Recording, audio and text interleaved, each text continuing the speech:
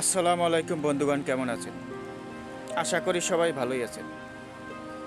তো আজকের ভিডিওতে আলোচনা করব, কেউ আপনাকে গুরুত্ব না দিলে তখন কি করবেন। যদি কেউ তোমাকে ভালো না বলে তাহলে মন খারাপ করো না। এক জীবনে ভালো হওয়া যায় না।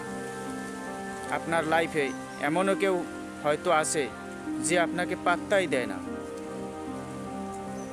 কোনো কাজে আপনার গুরুত্ব বোঝার চেষ্টাও করতে চায় না।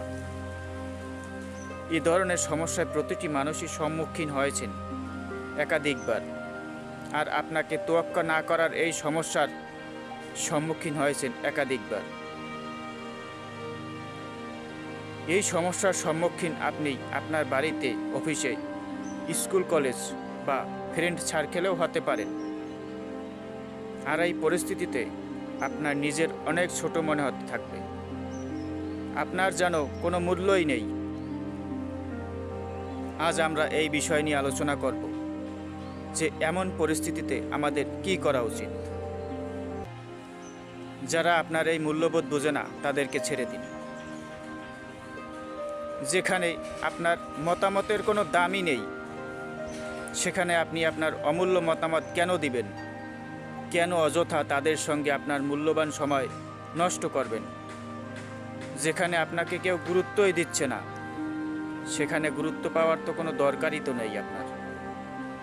বরং আপনি আপনার নিজের মতামত, নিজের সিদ্ধান্তের উপর এমন কোনো কাজ করুন যাতে বাকি সবাই আপনার ওই কাজ নিয়ে ভাবতে শুরু করে। আর এমনটা বাড়িতে হলে তো খুবই বিপদ, কারণ বাড়ির লোক আপনাকে গুরুত্ব না দিলে আপনার নিজেকে ভীষণ একা মনে হতে পারে।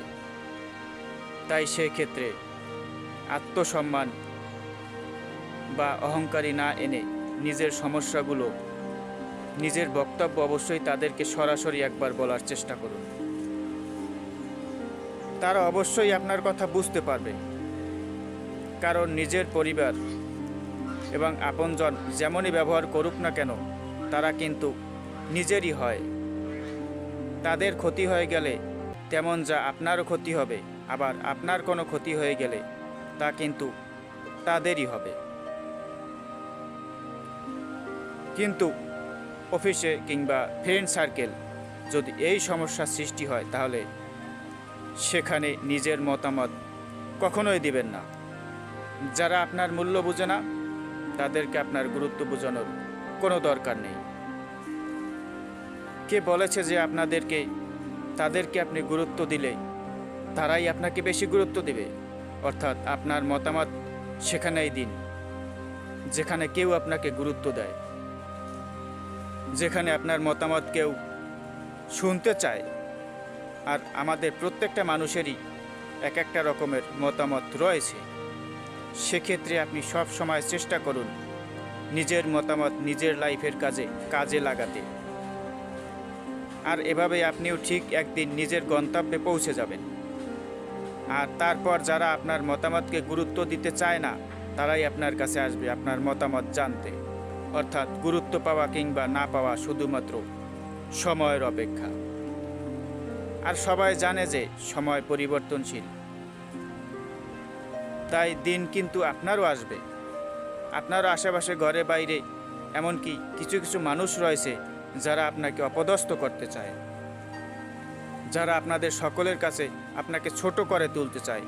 বিষয়টা খুবই জটিল, কারণ এমন একটা পরিস্থিতিতে ওই মানুষগুলি আপনাকে নিগলেক্ট করতে থাকবে, যাতে আপনার মনে অশান্তি সৃষ্টি হয়।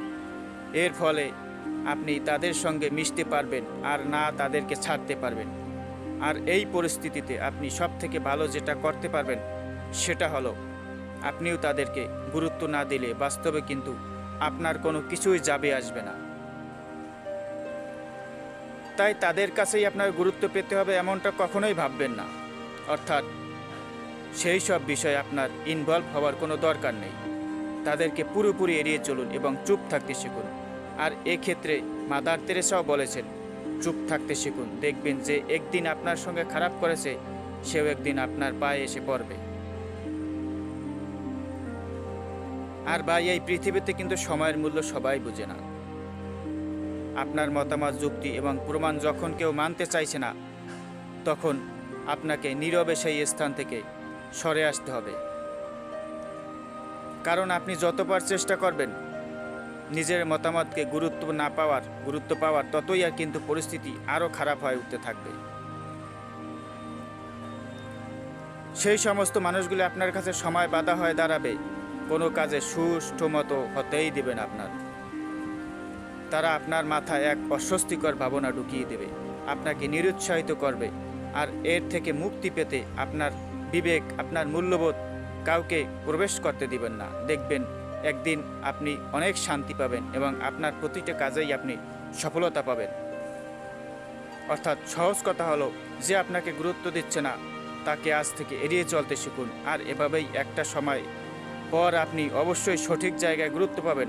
আর এটাও মাথায় রাখুন যে সবারই লাইফে সঠিক সময় আসে, লাইফে প্রত্যেকেই তার প্রাপ্য গুরুত্ব পায়। আর তার জন্য দরকার শুধু একটুখানি ধৈর্য আর একটুখানি অপেক্ষা।